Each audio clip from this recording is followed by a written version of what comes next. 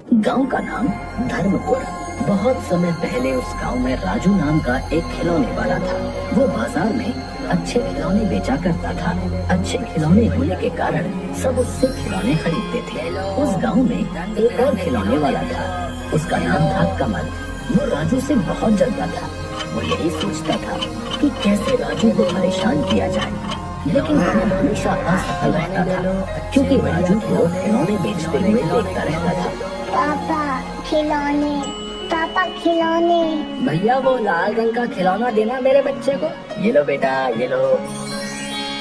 मुझे वो नीले रंग की गाड़ी दे दो अंकल। अरे ये क्या, इतनी भीड़ लगा कर खड़े हैं पर फिर भी मुझसे कोई खिलौने खरीदने नहीं आ रहा है। ले लो, ले लो, रंग बिरंगे खिलौने ले लो।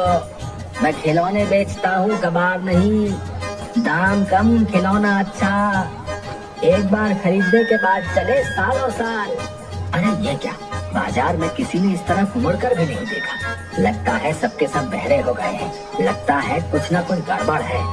राजू के पास ही जाकर देखता हूँ, वहीं पर ज्यादा बच्चे हैं।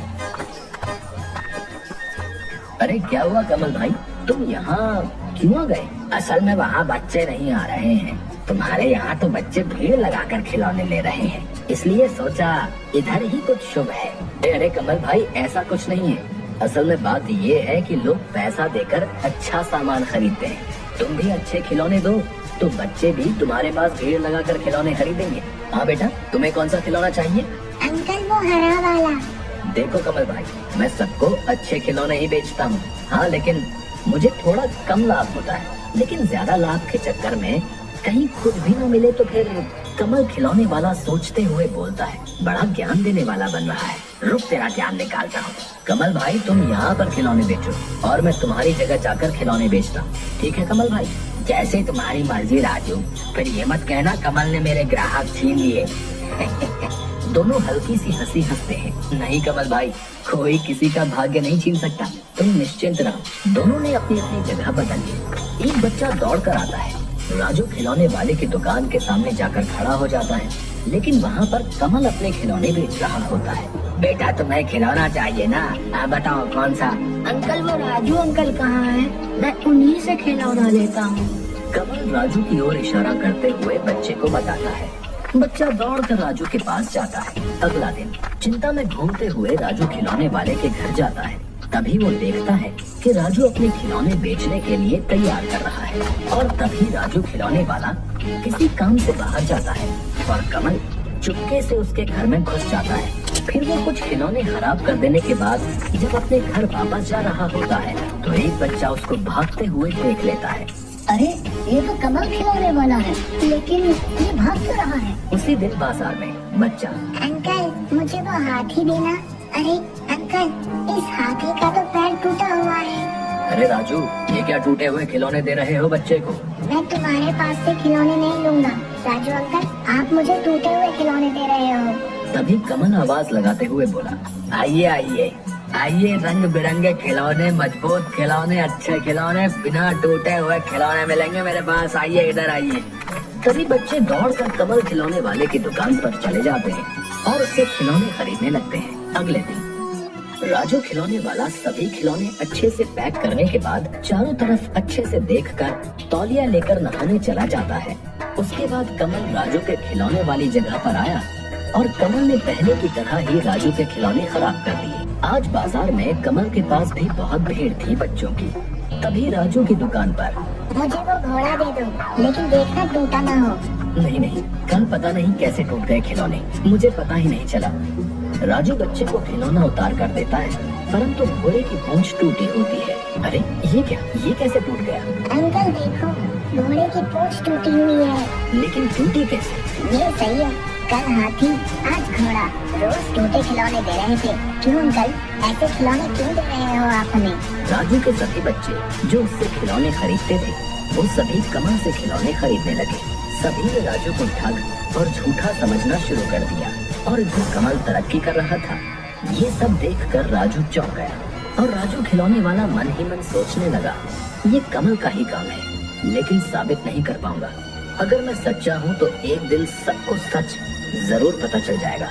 कमल खिलौने वाला इसी मौके की तलाश में था। फिर वो मिट्टी के खिलौने बिना पकाए उन पर रंग करके बेचने लगा और लोगों को ठगने लगा और बच्चों को पागल बनाने लगा। अगले दिन हंसते हुए कमल खिलौने वाला अपने घर अरे सुनती हो, कहाँ हो? खिलौनों को अच्छे से रंग करो, मैं बाजार जा रहा हूँ किसी काम से। आज तो मैं बाजार में अकेले ही खिलौने बेचूंगा। अच्छा सुनो, आज अगर सारे खिलौने बिक गए ना तो कल हम और ज्यादा खिलौने पर रंग करेंगे। ज्यादा गड़बड़ के चक्कर में पकड़ में मत आ जाइएगा। तुमने क्या मुझे कच्चा खिलाड़ी समझा है क्या? हम खिलौनों पर ऐसे रंग करेंगे कि ना किसी को पता चलेगा कि खिलौना कच्चा है क्या पक्का है, कोई समझ ही नहीं पाएगा और मुझे लाभ ही लाभ होगा। ये बोलने के बाद कमल जोर जोर से हंसने लग जाता है। अच्छा सुनो, फिर तो आप सुनार से कहकर मेरे लिए एक हार तो बनवा देंगे ना? बताइए ना। बनवा दूंगा, तुम थोड़ा सब्र रखो। है, समझ गई। कमल की पत्नी गीता ने खिलौनों पर अच्छे से रंग किया। उसके बाद कमल खिलौने लेकर बाजार की ओर जाने लगा। रास्ते में कमल को राजू मिला। अरे राजू, बाजार नहीं जाओगे? नहीं, मैं बाजार नहीं जाऊंगा। मैं उसी दिन बाजार जाऊंगा जिस दिन गांव वाले मुझे बुलाएंगे। राजू दूसरे गांव में गली गली घूमकर अपने खिलौने बेचने लगा। वो जोर जोर से आवाज लगाता। धूप से, गर्मी में उसे बहुत कष्ट होता था, पर इसके अलावा राजू के पास और कोई दूसरा रास्ता नहीं था। राजू खिलौने वाला दूसरे गांव में आवाज लगाते हुए, खिलौने ले लो, खिलौने ले लो, खिलौने ले लो, अच्छे बढ़िया खिलौने, खिलौने खिलौने खिलौने ले लो, खिलौने ले लो, अच्छे बढ़िया खिलौने। कमल रात को घर में लाभ के पैसों का हिसाब कर रहा था और कमल की पत्नी लालची नजरों से देख रही थी। कमल हंसते हंसते कहता है, अरे सुनो गीता, आज सारे खर्चे को छोड़कर लाभ हुआ है 700। कल और ज्यादा खिलौनों पर रंग करना पड़ेगा। आज खिलौने कम पड़ गए बाजार में, सभी बच्चों को नहीं दे पाया। अच्छा सुनो, अपने कालो सुनार से कह तो दिया है ना? कह दूंगा जी, कह दूंगा। महीने के आखिर में ही कहूंगा। काम थोड़ा जमने तो दो।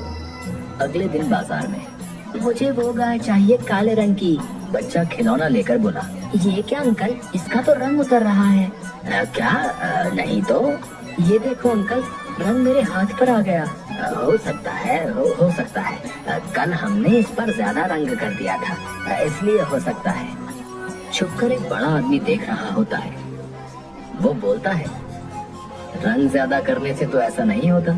ये क्या बात हुई? ये तो कुछ गड़बड़ लगती है, छानबीन करनी पड़ेगी। वही आदमी राजू को मिलता है रास्ते में। क्या राजू भैया, बाजार में नहीं बेचते अब खिलौने? नहीं भाई, पता नहीं क्या से क्या हुआ, कुछ भी समझ नहीं पाया। मैंने सब अच्छे तरीके से खिलौने तैयार किए, लेकिन जब बाजार में जाकर बच्चे को दिए तो कुछ खिलौने टूटे हुए निकले। फिर दूसरे दिन भी ऐसा ही हुआ। राजू भैया, मुझे जरा शक हो रहा है, बताऊं कि ना बताऊं? नहीं, अभी नहीं बताऊंगा। पहले सबूत जुटा लूं, उसके बाद बताऊंगा। सच्चाई की जीत होती है और बुरे लोगों की होती है हार। अगले दिन कमल के घर पर वो आदमी कमल की खिड़की के बाहर सब कुछ देख रहा होता है। यह लीजिए कच्चे खिलौने, और कितने अच्छे खिलौने चाहिए?